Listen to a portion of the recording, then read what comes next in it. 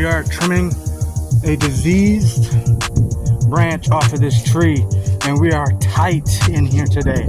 We have this fence, and then the deck, the railing, and then this fence, but it's kind of out of the way, so it's all right. So we're gonna go up there. That's Mark's gonna go up there, and I'm gonna be the ground guy. And it's gonna be that branch way up there. It's right at this Y. It's coming off right there.